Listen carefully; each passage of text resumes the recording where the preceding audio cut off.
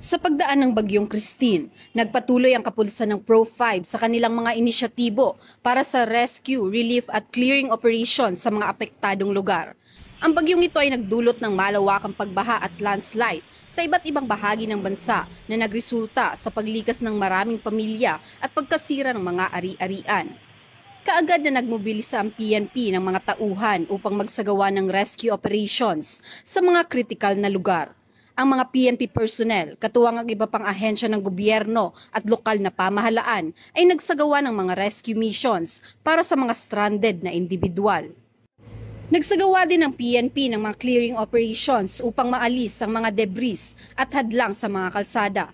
Ang mga tauhan ng PNP kasama ang mga volunteer at miyembro ng iba pang ahensya ay nagtulong-tulong upang linisin ang mga kalsada at matiyak na ligtas ang mga ito para sa mga motorista.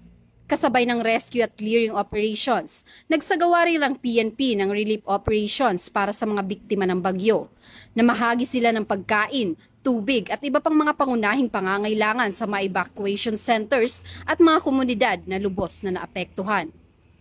So far sa ating pag-monitor sa mga provincial offices natin, yung Albay, Camarines Sur, Naga, sila po ang focus ng ating search, rescue, recovery, and relief operation. So, sa ngayon may 900 tayong personnel na ginagamit dito para mag-provide ng police service, police assistance sa ating mga kababayan. So,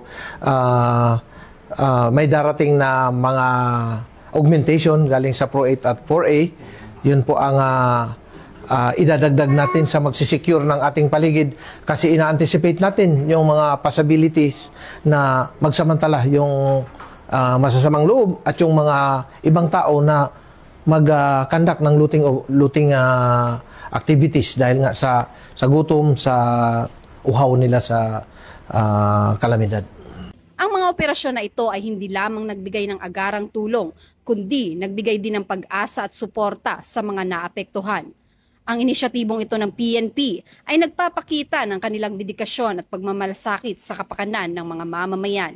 Ang pagtutulungan ng iba't ibang ahensya at ang suporta ng mga lokal na komunidad ay mahalaga upang mapagtagumpayan ang mga hamon na dulot ng kalamidad tulad ng Bagyong Christine. Mula dito sa Legazpi City, Albay, ako ang inyong PNN correspondent, Patrolwoman Carmela Bianca Panganiban, alagad ng batas, tagataguyod ng Balitang Pulis.